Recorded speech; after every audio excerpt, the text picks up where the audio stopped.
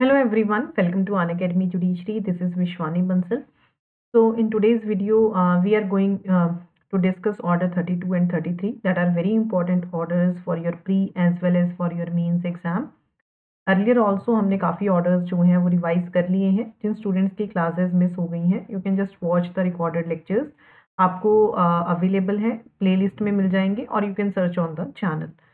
तो और सबसे पहले तो आपको ये याद रखना है दैट सूट्स बाय और against minors and persons of unsound mind that is dealt under which order, that is dealt under order 32. तो अगर किसी माइनर को सूट फाइल करना है, so every suit by a minor shall be instituted in his name by a person who in such suit shall be called as the next friend of the minor. अगर किसी भी minor को suit institute करना है अपने name पे, तो वो किसी पर्सन के थ्रू जो है वो सूट को इंस्टीट्यूट कर सकता है, जिसको हम क्या कहते हैं, next friend of the minor. तो ऑर्डर 32 इज अनेक्टेड. ये स्पेशली क्यों अनेक्ट किया गया है? To protect the interest of minors as well as the persons of unsound mind and to ensure that कि उनको रिप्रेजेंट किया जाए किसी भी सूट या प्रोसीडिंग में by a person who is qualified to act such as. ठीक है, जो क्वालिफाइड है ऐसा एक्ट करने के लिए. तो अ डिक्री, अगर कोई भी डिक्री किसी भी माइनर या ल्यूनेटिक के अगेंस्ट पास की जाती है without appointment of a guardian, बिना गार्जियन के अपॉइंटमेंट के, तो ऐसी डिक्री नलिटी होगी, वॉइड होगी and that is not merely voidable. If any decree is passed against a minor or a lunatic without appointment of a guardian, that is the nullity and is void and not merely voidable. तो who is a minor? Minor कौन होगा? Minor is a person जिसने कि 18 साल की as को attain नहीं किया है, that is within the meaning of section 3 of the Indian majority act. Who has not completed the age of 18 years, उसको हम क्या लेके चलेंगे? That is a minor. Now what is the procedure for to file a suit for the minor? ठीक है, अगर किसी minor को सूट फाइल करना है तो उसका प्रोसीजर क्या है? तो कोई भी माइनर जो है, अगर किसी माइनर को सूट फाइल करना है, वो इंस्टीट्यूट होगा उसके नेम पे by his next friend as we have read under rule 1. तो if that suit is filed by और on behalf of the minor without next friend, अगर बिना नेक्स्ट फ्रेंड के वो सूट फाइल हो गया, ठीक है, दैट इज इंस्टीट्यूटेड बाय और on behalf of the minor without a next friend, then what are the consequences of that? उसके कॉन्सिक्वेंसेज जो हैं हमें रूल 2 में दिए हुए हैं. This says that where a suit is instituted by और on behalf of the minor without a next friend, the defendant में अप्लाई, डिफेंडेंट अप्लाई कर सकता है to have the plaint taken off the file with cost to be paid. And cost कौन pay करेगा? To be paid by the pleader और other person by whom it was presented. तो अगर कोई भी सूट बाय और on behalf of minor file होता है विद बिना नेक्स्ट फ्रेंड के, तो डिफेंडेंट अप्लाई कर सकता है to have the plaint taken off the file and cost pay करनी पड़ेगी किसको? प्लीडर को या फिर कोई और पर्सन जिसने कि वो प्रेजेंट किया है. Rule 2A further says that on the court, ये पावर देता है, कन्फर करता है एक पावर कोर्ट को, रूल 2A, कि वो ऑर्डर कर सकता है नेक्स्ट फ्रेंड को to furnish security for cost of the defendant. कि जो नेक्स्ट फ्रेंड है वो सिक्योरिटी डिपॉजिट करवाए for the cost of the defendant. Why? What is the object behind this? The object is to discourage vexatious litigations by the next friend of the minors, so that कि जो minors के next friend है वो vexatious litigations ना file करे against the defendant. So where a suit has been instituted on behalf of the minor, जहां पे एक सूट इंस्टीट्यूट हुआ है माइनर के बिहाफ पे, किसने किया है? नेक्स्ट फ्रेंड ने. तो कोर्ट में, कोर्ट के पास डिस्क्रिशनरी पावर है दैट द कोर्ट में at any stage of the suit, किसी भी स्टेज ऑफ द सूट पे, either of its own motion, खुद के मोशन पे, या फिर ऑन द सुओ मोटो, या फिर on the application of any defendant and for reasons to be recorded, order कर सकती है नेक्स्ट फ्रेंड को कि वो सिक्योरिटी डिपॉजिट करवाए for the payment of all cost incurred और likely to be incurred by the defendant. So I have already told you what is the object behind that, so that कि जो कोई भी next friend जो है minor का, वो vexatious litigations ना फाइल कर सके against the defendant. So where such a suit is instituted by an indigent person, indigent person will just study an order 32 33 में अभी मैं आपको पढ़ाऊंगी। इंडिजेंट पर्सन का मतलब ये होता है कि एक पर्सन जो इतना पुअर है कि वो कोर्ट फी भी नहीं पे कर सकता। तो अगर कोई सूट इंस्टीट्यूट किया है इंडिजेंट पर्सन ने, तो security shall include the court fee payable to the government. जो प्रोविजंस है rule 2 of order 35 shall for apply to a suit where the court makes an order under this rule directing security to be furnished. तो guardian की appointment होगी for minor defendants. अगर we have seen कि अगर suit file करना है minor ने तो नेक्स्ट फ्रेंड अपॉइंट होगा।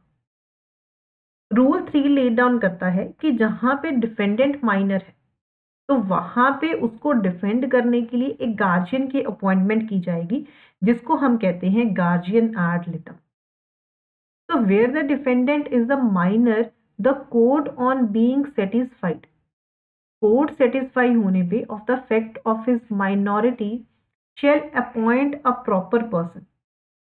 तो कोर्ट क्या करेगी, कोर्ट एक प्रॉपर पर्सन को अपॉइंट करेगी to be guardian for the suit for such minor. An order for the appointment of a guardian for the suit may be obtained upon application in the name and on behalf of the minor or by the plaintiff।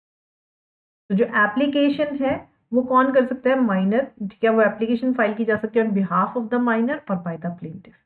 ऐसी application support की जाएगी, साथ में उसके affidavit लगाया जाएगा,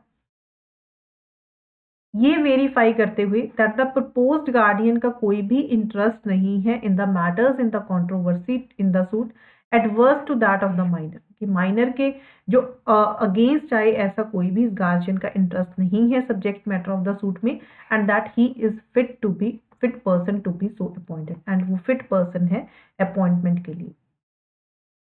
तो order shall be made on any application under this rule. Order जो है वो किया जा सकता है किसी भी एप्लीकेशन पे अंडर दिस रूल, अगर कोर्ट को लगता है this is in the interest of the minor. तो a person appointed to the guardian for the suit shall unless is appointment is terminated by retirement, removal or death, वो continue करेगा throughout the proceedings arising out of the suit including proceedings in any appellate or revisional court and any proceedings in the execution of the degree. तो अगर suit file करना है minor ने on behalf of the minor, then next friend is appointment। अगर defendant minor है then the guardian is appointed, that can be appointed by giving an application with the ठीक है affidavit साथ में file किया जाएगा that he is a fit person to be appointed as a guardian, या फिर वो application plaintiff भी दे सकता है for the appointment of the guardian। Now what are the qualifications for the appointment of the guardian?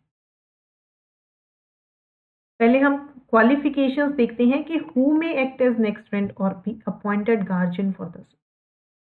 तो any person, कोई भी person who is of sound mind, जो साउंड माइंड का है, जिसने मेजॉरिटी की एज को अटेन कर लिया है, that may act as the next friend of the minor or as a guardian for the suit. This further says that जो ऐसा इंटरेस्ट है ऐसे पर्सन का वो एडवर्स नहीं होना चाहिए माइनर के against, and he is not in the case of next friend a defendant or in a case of guardian for the suit complaint।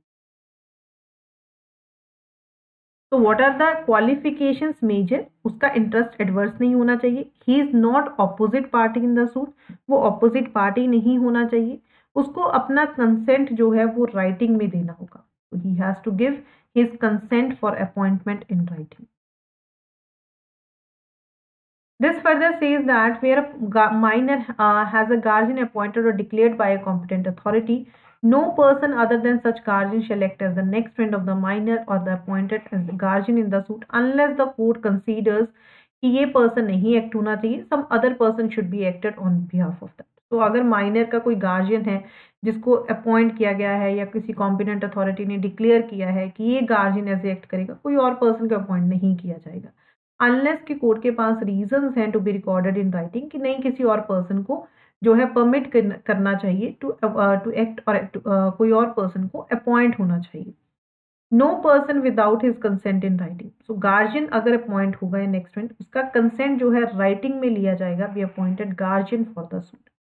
So where there is no other person fit and willing to act as a guardian for the suit, अगर कोई भी fit या willing person नहीं है कि वो guardian as act करे किसी सूट में, तो कोर्ट अपॉइंट कर देगी किसी भी उसके ऑफिसर को to be such guardian, and court direction देगी cost to be incurred by such officer in the performance of his duties as such guardian shall be borne either by the party or by any one or more of the parties to the suit or out of the fund in any court in which the minor is interested, and court will give the directions for the repayment or allowance of such cost as justice and the circumstances of the case may require.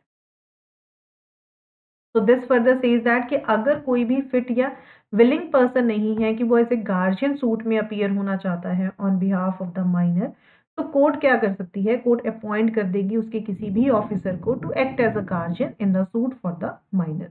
So these are the qualifications that we have studied under rule for the appointment of the guardian. की appointment के लिए क्या क्या, या next friend की appointment के लिए क्या क्या क्वालिफिकेशंस होनी चाहिए. Now what are the rights and liabilities of the next friend or guardian? Guardian की या फिर नेक्स्ट फ्रेंड की क्या राइट्स एंड लाइबिलिटीज हैं, that is dealt under rule 6 and 7. तो रूल 6 and 7 प्रोवाइड्स दैट कोई भी नेक्स्ट फ्रेंड या गार्जियन किसी भी सूट में बिना कोर्ट की परमिशन के, a next friend or guardian for a suit shall not without the leave of the court receive any money. मतलब कि वो किसी कोर्ट के बिना परमिशन के वो कोई मनी रिसीव नहीं कर सकता है या कोई और movable property on behalf of the minor, either by way of compromise before decree और ऑर्डर और अंडर अ डिक्री और order in favour of the minor. So where the next friend or guardian for the suit has not been appointed, जहां पे next friend या guardian किसी suit में नहीं appoint हुआ है या डिक्लेयर नहीं हुआ by competent authority to be a guardian of the property of the minor, or having been so appointed or declared is under any disability known to the court to receive the money or other movable property. तो यहाँ पे कोई भी next friend या guardian किसी भी suit में appoint नहीं हुआ है या डिक्लेयर नहीं हुआ है competent authority to be guardian of the, or having been so appointed is under, वो किसी डिसएबिलिटी के अंडर है, known to the court to receive the money or other movable property, the court shall, if it grants him leave to receive the money, requires such security and gives such directions as will in its opinion sufficiently protect the property from waste and ensure its proper application. तो court जो है उसको directions देगा, ठीक है, permission दे सकता है money receive करने के लिए, बट उसको रिक्वायर करेगा सिक्योरिटी देने के लिए डायरेक्शंस कि जो ये प्रॉपर्टी है सफिशिएंट है कि इस प्रॉपर्टी को प्रोटेक्ट करने के लिए from waste and ensure its proper application. This further says that the court may for reasons to be recorded in writing dispense कर सकता है सिक्योरिटी के साथ while granting leave to be next friend or guardian for the suit to receive money or other movable property, अगर ऐसा next friend या guardian जो है अगर वो मैनेजर है हिंदू अनडिवाइडेड फैमिली का, या फिर if that is the parent of the minor, is the proviso that is attached under this section. तो अगर हम रूल 6 और 7 को देखें, दिस सेज कि कोई भी पर्सन किसी भी बिहाफ पे वो ना तो मनी को रिसीव कर सकता है ना ही किसी और मूवेबल प्रॉपर्टी को on behalf of the minor, चाहे वो कॉम्प्रोमाइज से है before in favour of the minor, ना ही वो किसी एग्रीमेंट में एंटर कर सकता है, एग्रीमेंट और compromise bye next friend or guardian for the suit. So no next friend or guardian for the suit shall without the leave of the court, बिना वो कोर्ट की परमिशन के expressly recorded in the proceedings enter into any agreement or compromise on behalf of the minor with respect to the suit in which he acts as next friend or guardian. This says that an application for leave shall be accompanied by an affidavit of the next friend. जो application है for leave permission के लिए shall be accompanied, उसके साथ एक affidavit लगाया जाएगा next friend या गार्जियन का, and also if the minor is represented by the pleader, अगर माइनर को प्लीडर रिप्रेजेंट कर रहा है तो एक सर्टिफिकेट लगाया जाएगा किसका, प्लीडर का, इस इफेक्ट के साथ कि जो एग्रीमेंट है या कॉम्प्रोमाइज जो प्रपोज किया गया है that is for the benefit of the minor, कि वो माइनर के बेनिफिट के लिए. तो कोई भी नेक्स्ट फ्रेंड या गार्जियन बिना कोर्ट की परमिशन के वो किसी भी एग्रीमेंट या कॉम्प्रोमाइज में नहीं एंटर कर सकता है on behalf of the minor. अगर कोई भी एप्लीकेशन लगाई जाती है फॉर लीव, उसके साथ एक एफिडेविट लगाया जाएगा एंड माइनर को रिप्रेजेंट करेगा कौन? प्लीडर। अगर माइनर को प्लीडर रिप्रेजेंट कर रहा है तो प्लीडर का एक सर्टिफिकेट लगेगा इस इफेक्ट के साथ कि ये बेनिफिट के लिए है माइनर के। Provided that the opinion so expressed whether in the affidavit or in the certificate shall not preclude the court, वो कोर्ट को प्रिक्लूड नहीं करेगा from examining whether the agreement or compromise is for the benefit of the minor। तो जहां पे affidavit या certificate shall not prohibit the court from examining कि क्या ये माइनर के बेनिफिट के लिए है या फिर नहीं है। अगर कोई भी एग्रीमेंट या कॉम्प्रोमाइज एंटर होता है बिना कोर्ट की परमिशन के, दिस इज वेरी इंपॉर्टेंट, अगर कोई भी एग्रीमेंट या कॉम्प्रोमाइज एंटर होता है into without the permission of the court shall be voidable, तो वो क्या है? वो वॉइडेबल होगा against all the parties other than the minor. तो against all the parties other than the minor. Next is retirement of next friend.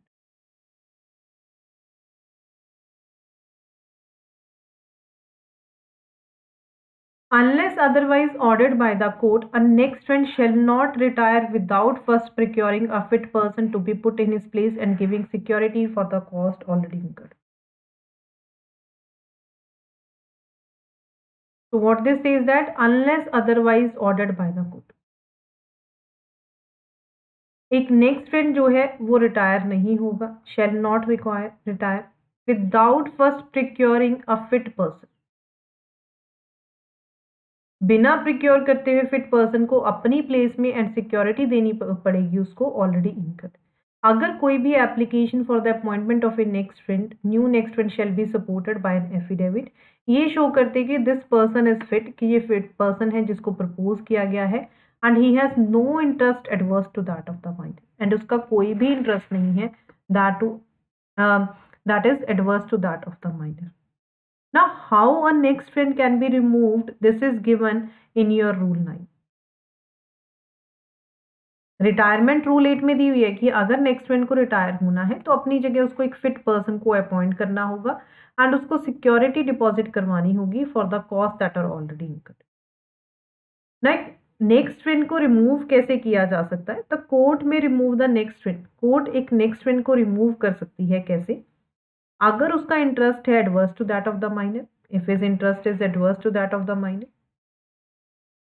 और if he is connected with the defendant, अगर वो डिफेंडेंट से इस तरह से connect है कि जो माइनर का इंटरेस्ट है वो प्रॉपरली प्रोटेक्ट नहीं होगा, or to make it unlikely that the minor's interest will be properly protected by him, या फिर अगर वो अपनी ड्यूटी नहीं अच्छे से करता है, या फिर अगर अभी सूट पेंडिंग है, वो इंडिया में रिजाइड करना सीज कर जाता है, या फिर किसी और सफिशिएंट कॉज की वजह से अगर कोई एप्लीकेशन की गई है on behalf of the minor or by the defendant for his removal, तो कोर्ट अगर सेटिस्फाइड होता है तो court can remove such next friend, तो कोर्ट जो है ऐसे नेक्स्ट फ्रेंड को रिमूव कर देगा। So this is regarding the removal and retirement that we have read under order 8 and rule 8 and rule 9। तो अगर कोई भी रिटायरमेंट, रिमूवल, या फिर अगर कोई भी अगर डेथ हो जाती है नेक्स्ट फ्रेंड की, अगर कोई भी रिटायरमेंट होती है, रिमूव हो जाता है नेक्स्ट फ्रेंड, या डेथ हो जाती है नेक्स्ट फ्रेंड की, तो फर्दर प्रोसीडिंग क्या होंगी? क्या वो डिसमिस हो जाएंगी या फिर वो स्टे हो जाएंगी? इसका आंसर हमें कहां पे दिया हुआ है? This is dealt under rule 10। This says on the retirement, removal or death of the next friend of the minor, further proceedings shall be stayed, जो फर्दर प्रोसीडिंग्स हैं वो स्टे हो जाएंगी जब तक कि नेक्स्ट फ्रेंड अपॉइंट नहीं हो जाता है in his place.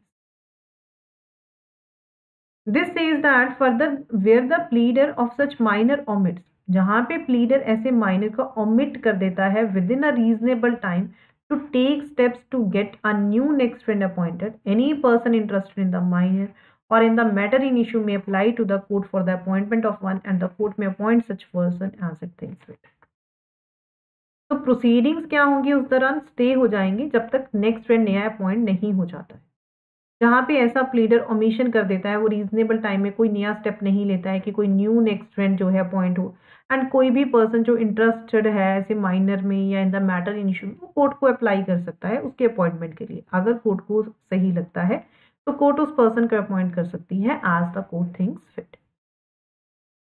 Rule 11 deals with retirement, removal or death of the guardian for the suit. This says that where the guardian for the suit desires to retire, जहाँ पे guardian किसी भी suit में अगर वो डिजायर करता है, वो रिटायर होना चाहता है या अपनी ड्यूटी नहीं अच्छे से करता है या फिर किसी और सफिशिएंट ग्राउंड की वजह से, तो कोर्ट परमिट कर सकती है ऐसे गार्जियन को रिटायर करने के लिए या फिर उसको रिमूव कर सकती है, कोई भी ऑर्डर पास कर सकती है as the court thinks fit. अगर ऐसा गार्जियन किसी भी सूट में रिटायर हो जाता है, डेथ हो जाती है या फिर कोर्ट उसको रिमूव कर देती है during the pendency of the court, तो कोर्ट क्या करेगी, तो court shall appoint a new guardian in his place. तो कोर्ट उसकी जगह कोई भी नए गार्जियन को अपॉइंट कर सकती है। Now if any decree is passed against minor, that is dealt under rule 3। Let's see, we have seen the qualification, we have seen removal कैसे होगा, नेक्स्ट फ्रेंड का रिटायरमेंट कैसे होगी, डेथ क्या होगी, तो फिर क्या कॉन्सिक्वेंसेज होंगे। So this all we have studied. Now if the decree is passed against minor, that cannot be set aside unless prejudice has been caused to his interest. This says no decree passed against a minor shall be set aside. कोई भी decree अगर किसी minor के against पास की जाती है, वो इसलिए सेट असाइड नहीं की जाएगी merely on the ground, merely सिर्फ इस ग्राउंड पे वो सेट असाइड नहीं की जाएगी कि जो नेक्स्ट फ्रेंड है या गार्जियन है for the suit of the minor, कि उसका इंटरेस्ट था subject matter of the suit में, that is adverse to that of the minor. तो कोर्ट ने अगर कोई डिक्री पास कर दी एंड ये सामने आया कि जो नेक्स्ट फ्रेंड था या गार्जियन था उसका कोई इंटरेस्ट था subject matter of the suit में जो कि एडवर्स था, इस बेसिस के ऊपर कोई भी डिक्री को सेट असाइड नहीं किया जाएगा। But the fact that bye reasons of such adverse interest, कि ऐसे एडवर्स इंटरेस्ट की वजह से अगर कोई प्रेजुडिस कॉज हुई है टू द, ठीक है, माइनर को, देन वो ग्राउंड हो सकता है for setting aside the decree. Otherwise merely इस ग्राउंड के ऊपर कि ऐसे नेक्स्ट फ्रेंड या गार्जियन का इंटरेस्ट था सब्जेक्ट मैटर में, that is adverse to that of the minor, इस बेसिस के ऊपर कोई भी डिक्री सेट असाइड नहीं की जाएगी। Nothing in this rule shall preclude the minor from obtaining any relief available under any law for reason of the misconduct or gross negligence on the part of the next friend or guardian for the suit, resulting in prejudice in the interest of the minor. तो इस rule में कोई भी चीज minor को prohibit नहीं करेगी, वो कोई भी रिलीफ ऑब्टेन कर सकता है किसी भी लॉ के अंडर बाय रीजन ऑफ कि ऐसे नेक्स्ट फ्रेंड के मिक्स कंडक्ट की वजह से या ग्रॉस नेग्लिजेंस की वजह से that resulted in the prejudice to the interest of the minor. So this is your rule 3E. Now if the minor attains majority, अगर minor ने majority attain कर ली, now what are the consequences of that? क्या suit जो है वो dismiss हो जाएगा या फिर क्या, या फिर वो खुद प्रोसीड करेगा? So that is dealt under rule 12 to 14. इसका आंसर हमें रूल 12 to 14 जो है इससे डील करते हैं। तो on attaining the age of majority, age of majority attain करने के बाद जो एक माइनर प्लेंटिफ है वो कुछ चीजें, वो उसके पास कुछ ऑप्शंस हैं, यही है certain options when he attains majority. First one is वो सूट के साथ प्रोसीड कर सकता है, he can proceed with the suit. अगर वो इसके साथ प्रोसीड करता है तो वो कोर्ट में अप्लाई करेगा, he can apply to the court for discharging his next friend, कि नेक्स्ट फ्रेंड को डिस्चार्ज करने के लिए, and for leave to proceed in his own name, and permission के लिए कि वो अपने नाम में जो है प्रोसीड करे। Second is he may abandon the suit.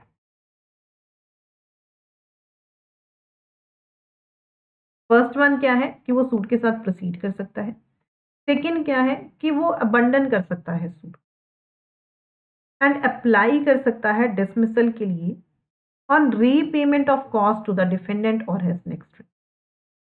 What he can do, he can apply dismissal on repayment की रीपेमेंट करने के बाद डिफेंडेंट को, ठीक है, और to the next friend he can apply for the dismissal of the suit. वो इस बेसिस के ऊपर भी अप्लाई कर सकता है डिसमिसल ऑफ द सूट के लिए कि ये अनरीजनेबल या इम्प्रॉपर है। अगर वो को प्लेंटिव है किसी सूट में, वी नो दैट एक सूट में एक से ज्यादा प्लेंटिव भी हो सकते हैं। इफ ही इज अ को plaintiff in the suit, he may repudiate the suit. वो सूट को रेपुडिएट कर सकता है एंड अप्लाई कर सकता है कोर्ट में to have his name struck off as co-plaintiff. तो where he is a co-plaintiff, जहां पे वो एक को प्लेंटिव है तो वो रेपुडिएट कर सकता है सूट को एंड वो अप्लाई कर सकता है किस चीज के लिए कि उसका नाम जो है वो स्ट्रक ऑफ किया जाए as a co-plaintiff. And if the court finds, अगर कोर्ट को ये पता चलता है that he is not a necessary party, कि वो कोई नेसेसरी पार्टी नहीं है, तो कोर्ट डिसमिस कर देगी उसको सूट से।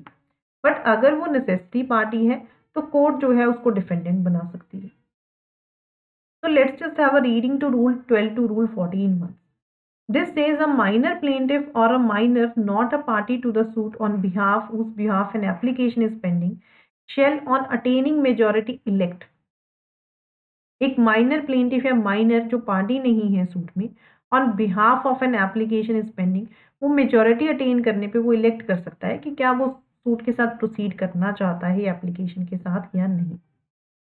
जहां पे वो इलेक्ट करता है, फर्स्ट पॉइंट जो मैंने आपको बताया था कि he want to proceed with the suit, तो वो अप्लाई करते का कोर्ट में क्या करते हुए कि डिस्चार्ज किया जाए नेक्स्ट फ्रेंड को एंड उसको जो है परमिशन दी जाए कि वो उसको अपने खुद के नेम के साथ जो है प्रोसीड कर सके। तो वेयर ही इलेक्ट, अगर वो इलेक्ट करता है, second point that I have told you कि वो अबंडन करना चाहता है उस सूट को, तो ही शेल, अगर वो उसमें अकेला सोल प्लेंटिव या सोल एप्लीकेंट है, वो कोर्ट में अप्लाई कर सकता है उस सूट को डिसमिस करने के लिए, उस एप्लीकेशन को on repayment of the cost that is incurred by the defendant or opposite party or which may have been paid by his next. Any application under this rule, कोई भी application इस rule में that is made ex parte, जो court ने ex parte proceed की है, but no order discharging a friend and permitting a minor plaintiff to proceed in his own name shall be made without notice to the next. अगर कोई भी application इसमें की जाती है, may be made ex parte, but no order, वो बिना notice दिए दूसरे नेक्स्ट फ्रेंड को बिना नोटिस दिए, ऐसा कुछ नहीं हो सकता है। तो अगर माइनर को प्लेंटिव है, अगर वो डिजायर करता है रेपुडिएट करने के लिए सूट को, the last point that I have told you, let's just have a reading to this. This is where a minor co-plaintiff on attaining majority if he desires to repudiate the suit, अगर वो suit को repudiate करना चाहता है तो वो apply कर सकता है to have his name struck out as a co-plaintiff. And court को अगर लगता है कि वो नेसेसरी पार्टी नहीं है, तो कोर्ट डिसमिस कर देगी सूट को from such suit on such terms as to cost or otherwise at the court thinks fit. Notice of the application shall be served on the next friend or any co-plaintiff and the defendant. Notice जो है ऐसी application का वो सर्व किया जाएगा किसको, next friend को या किसी भी को प्लेंटिव को एंड द डिफेंडेंट और एनी को प्लेंटिव और defendant. The cost of all parties of such application and of all or any proceedings thereof had in the suit shall be paid by such persons and the court। जो cost है ऐसी party की application की of all और any proceeding in the suit that shall be paid by such persons as the court. तो अगर जो applicant है वो नेसेसरी पार्टी है किसी सूट में, तो कोर्ट डायरेक्ट कर देगा to be made a defendant, the court may direct him to be made a defendant.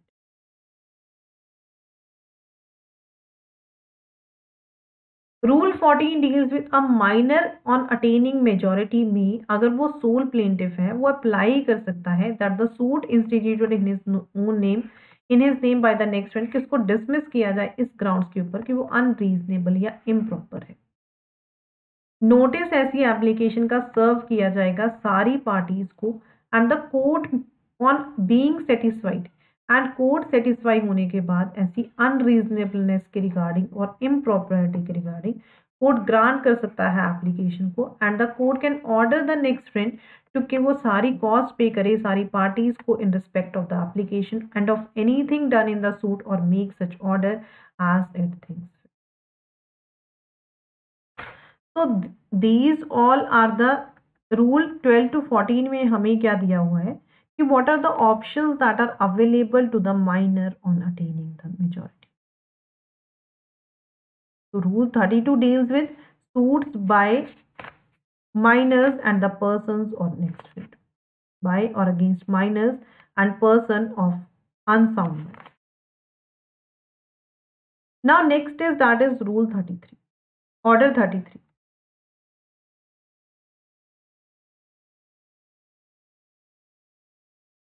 Order 33 deals with suits by indigent person, that is pauper suits also, तो हम pauper proceedings भी कहते हैं.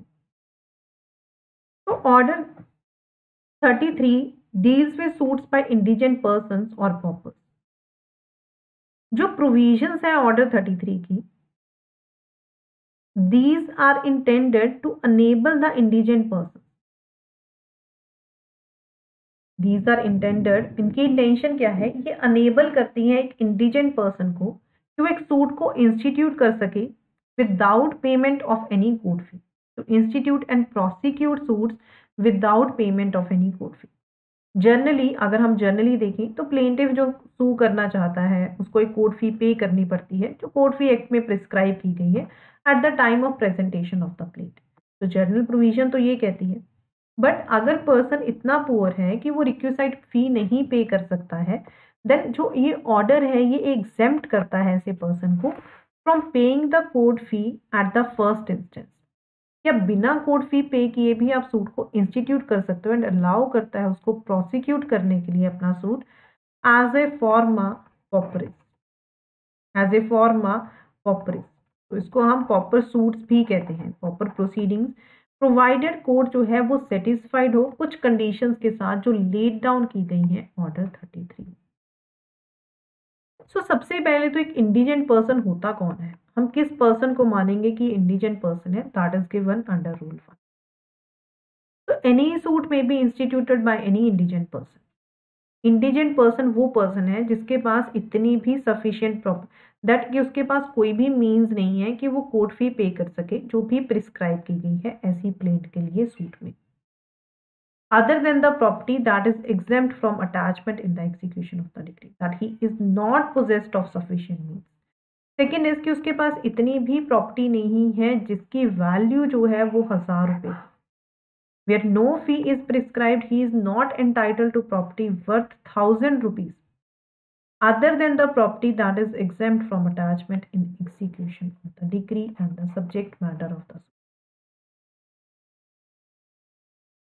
Any property, कोई भी property जो उसने acquire की ऐसे पर्सन ने प्रेजेंटेशन प्लेंट को देने के बाद after the presentation of his application, उसके एप्लीकेशन देने के बाद for permission to sue as an indigent person and ऐसी एप्लीकेशन के डिसीजन में आने से पहले that shall be taken into account. उसको कोर्ट कंसीडर करेगी वेदर और not the applicant is an indigent.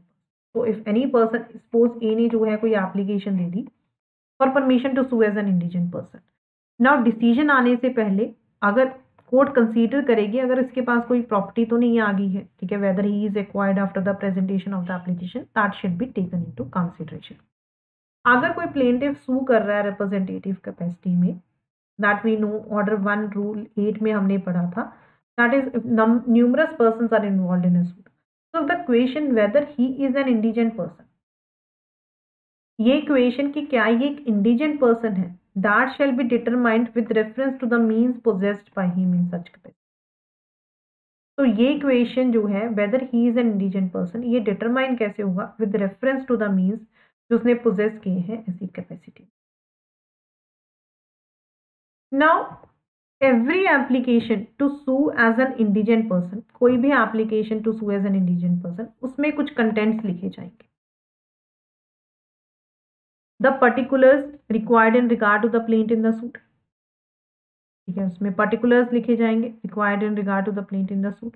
एक शेड्यूल ऑफ एनी मूवेबल और इमूवेबल प्रॉपर्टी जो बिलोंग करती है एप्लीकेंट को with the estimated value thereof, वो साथ में नेक्स्ट की जाएगी एंड उस पर उसके साइन होंगे एंड वेरीफाई होंगे, जो भी मैनर हमें प्रिस्क्राइब किया गया है for signing and verification of the pleadings that we have read under order 6, rule 14 and 15 में जो हमने पढ़ा था। साइनिंग एंड वेरिफिकेशन हमने रूल 14 एंड 15 ऑफ ऑर्डर 6 में वी हैव जस्ट रेड। तो ऐसे जो एप्लीकेशन है वो एप्लीकेंट प्रेजेंट करेगा कोर्ट में इन पर्सन अनलेस की कोर्ट उसको एग्जाम्पशन प्रोवाइड करे। This is given under rule 3। This says notwithstanding anything contained in this rule, the application shall be presented to the court by the applicant in person unless he is exempted from appearing in court, unless की court उसको exemption provide करे court में आने से, in which case the applicant may be presented by an authorized agent। ऐसे cases में applicant जो है authorized agent के थ्रू अपीयर हो सकता है जो उसके बिहाफ में सारे मटीरियल क्वेश्चंस जो भी एप्लीकेशन से रिलेटेड हैं वो उसके आंसर्स दे सके। दिस सेज दैट जहाँ पे एक केस में एक से ज़्यादा प्लेंटिव्स हैं ये सफिशिएंट है अगर जो एप्लीकेशन है अगर वो एक प्लेंटिव प्रेजेंट करे। एप्लीकेशन देने के बाद कोर्ट जो है इंक्वायरी करेगी। तो initial inquiry into the means of the applicant should be made by the chief ministerial officer of the court. Every inquiry, कोई भी इंक्वायरी इस क्वेश्चन में कि क्या ये पर्सन इंडिजेंट पर्सन है या नहीं, फर्स्ट इंस्टेंस में ये कौन करेगा? By the chief ministerial officer of the court unless the court otherwise direct, and the court जो है अडॉप्ट कर सकता है the report of such officer as on its own finding or may itself make an inquiry into the question, या फिर court खुद inquiry कर सकता है ऐसे question. Rule 4 says that where an application is in proper form, अगर जो application है वो प्रॉपर फॉर्म में है एंड ड्यूली प्रेजेंट की गई है, अगर जो एप्लीकेशन है वो प्रॉपर फॉर्म में है and that is duly presented, तो कोर्ट जो है एग्जामिन कर सकता है ऐसे एप्लीकेंट या उसके एजेंट को when the applicant is allowed to appear by agent regarding the merits of the claim and the property of the applicant. Rule 5 is very important. This deals with the rejection of application. Like we study in Order 7, Rule 11 में हम पढ़ते हैं plaint को reject होने के ground. ऐसे ही यहाँ पे एक अगर कोई सूट एप्लीकेशन देता है तो सू एज एन इंडिजेंट पर्सन, उसको कौन से ग्राउंड्स के ऊपर रिजेक्ट किया जा सकता है, that is dealt under order 33 Rule 5. This says the court shall reject an application for permission to sue as an indigent person where it is not framed and presented in the manner that is prescribed by rules 2 and 3. अगर उसको properly frame या नहीं present किया जो हमने rule 2 and 3 में पढ़ा, अगर एप्लीकेंट इंडिजेंट पर्सन नहीं है, अगर उसने 2 महीने के अंदर नेक्स्ट बिफोर कि जब उसने एप्लीकेशन दी उसके 2 महीने पहले उसने कोई प्रॉपर्टी डिस्पोज ऑफ कर दी फ्रॉड करने के चक्कर में, सो दैट कि कोर्ट उसको परमिट कर सके to sue as an indigent person within 2 months next before the presentation of the application. अगर उसके एलिगेशंस जो है नहीं शो करते कॉज ऑफ एक्शन को, where he has entered into any agreement, अगर वो किसी एग्रीमेंट में एंटर कर गया है to the subject matter of the proposed suit, जहाँ पे उसके जो एलिगेशंस हैं that is made by the applicant in the application ये शो करते हैं that the suit would be barred by any law for the time being in force, where the allegations जो उसने allegations किए हैं made by the applicant application ये show कर रहे हैं कि that the suit would be barred, कि जो सूट है वो बार होगा, ठीक है, किसी भी लॉ में, किसी भी हो सकता है, लिमिटेशन एक्ट में, सीपीसी में, किसी भी लॉ में, where any other person has entered into any agreement with him to finance his litigation. अगर उसने कोल्यूसिव सूट किया है फाइल where he has, अगर उसने कोई एग्रीमेंट में एंटर किया है किसी पर्सन के साथ to finance his litigations, then his application can be rejected. So these are the 6 grounds on the basis of which his application can be rejected under rule A2 clauses A to G में जो कि हमें दिया हुआ है rule 5 के। तो ये तो ग्राउंड्स हो गए कि अगर रिजेक्ट हो जाती है तो क्या कौन सी ग्राउंड्स के ऊपर हो सकती है? अगर रिजेक्ट नहीं हुई, अगर एप्लीकेशन रिजेक्ट नहीं हुई तो फिर कोर्ट क्या करेगी? तो कोर्ट एक डे को फिक्स कर देगी for receiving in evidence in proof और disproof of the applicant's indigency. तो where the court sees no reason, अगर कोर्ट को कोई भी रीजन नहीं मिला to reject the application on any of the grounds जो रूल 5 में स्टेट किए गए हैं, तो कोर्ट एक डे को फिक्स कर देगी for receiving such evidence as the applicant may deduce in proof of his indigency and for hearing any evidence which may be adduced in disproof thereof। तो डे फिक्स होने के बाद court क्या करेगी? Court witnesses को examine करेगी। ठीक है, प्रोसीजर क्या होगा? On the days of fixed thereafter the court shall examine the witnesses produced by either party and examine करेगी एप्लीकेंट को या उसके एजेंट को and shall make a full record of their evidence.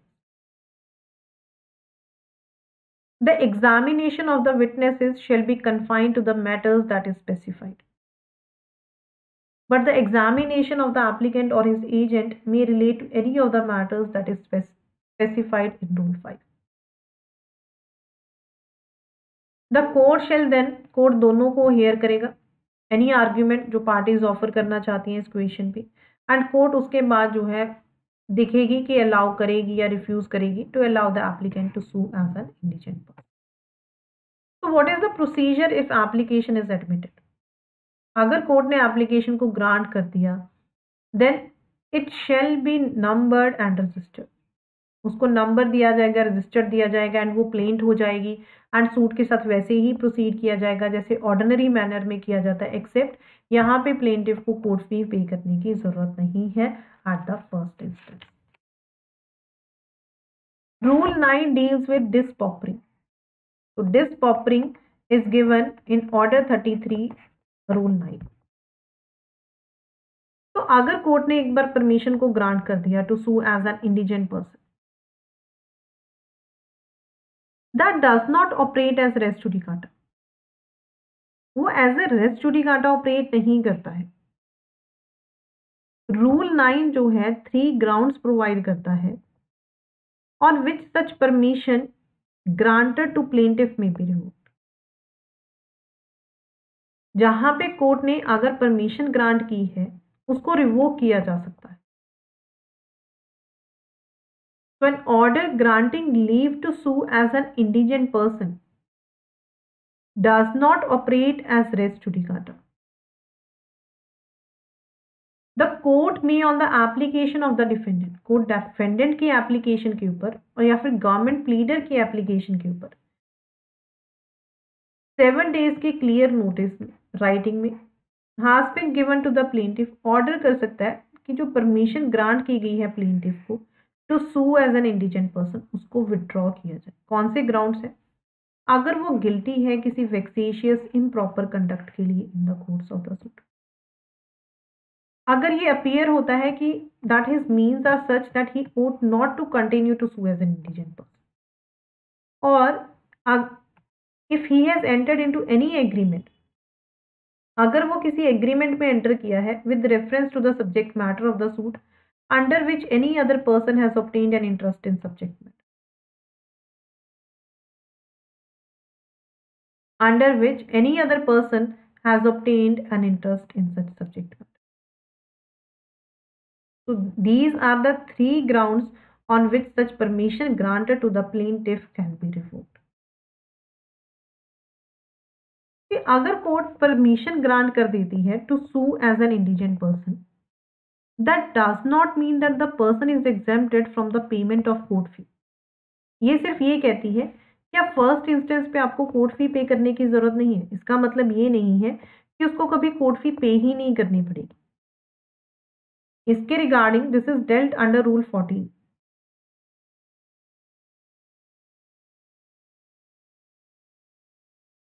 This says where an order is made under rule 10, rule 11, rule 11A, the court shall forthwith cause a copy of the decree or order to be forwarded to the collector, who may without prejudice to any other mode of recovery recover the amount of court fees specified therein from the person or property liable for the payment as it if it were an air or land river.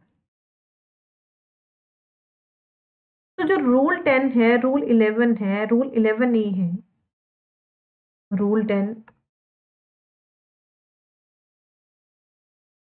जो दिया हुआ है, cost where इंडिजन person succeed कर जाता है, rule 10A है, rule 11 है, rule 11A है. What is the intention behind this? These intend to secure to the government its right to recover the court fee.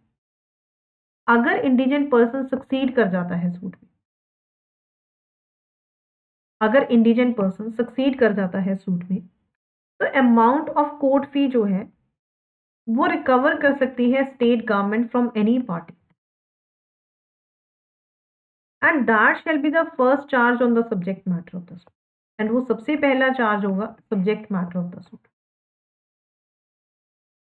अगर इंडिजन पर्सन फेल कर जाता है, that is dealt under rule 11, then the court fee shall be paid by him. When the plaintiff fails in the suit or permission granted, अगर वो withdraw कर ली जाए तो court order कर सकती है प्लेंटिफ को और एनी पर्सन जिसको को प्लेंटिफ ऐड किया गया था to pay as a court fee which would have been paid by the plaintiff, अगर कोर्ट उसको परमिट ना करती to sue as an indigent person. अगर सूट अबेट कर जाता है on by reason of the death of the plaintiff or any person जिसको add किया गया था एज अ को प्लेंटिफ, तो कोर्ट ऑर्डर कर सकती है that the amount of the court फी कि जिसको प्लेंटिफ ने पे करना था, if he had not been permitted to sue as an indigent person, उसको रिकवर कर सकती है state government from the estate of the deceased plaintiff. Deceased plaintiff की एस्टेट से उसको रिकवर किया जा सकता. अगर कोर्ट ने रिजेक्ट कर दिया, कोर्ट ने जो ऑर्डर था, ठीक है, कोर्ट ने अलाउ नहीं किया इंडिजन पर्सन को टू सू, किसी पर्सन को to sue as an indigent person, so whether he can make an subsequent application of the like nature, इसका आंसर जो है हमें रूल 15 प्रोवाइड करता है. Rule 15 says that an order refusing to allow the applicant, an order refusing to allow the applicant to sue as an indigent person, that shall be a bar. अगर एक बार उसने order court ने जो है reject कर दिया, उसको refuse कर दिया, तो बार होगा, वो ऐसी कोई सब्सिक्वेंट एप्लीकेशन नहीं फाइल कर सकता है of the like nature in respect of the same right to suit. But हाँ, एप्लीकेंट लिबर्टी पे है, वो सूट को ऑर्डिनरी मैनर में इंस्टीट्यूट कर सकता है कोर्ट फी पे करने के बाद. कोर्ट फी पे करने के बाद उसको ऑर्डिनरी मैनर में जो है वो उसको फाइल कर सकता है, बट वो सेम सब्सिक्वेंट एप्लीकेशन नहीं फाइल कर सकता. दैट शैल बी बार्ड अगर एक बार कोर्ट ने रिजेक्ट कर दी to sue as an indigent person.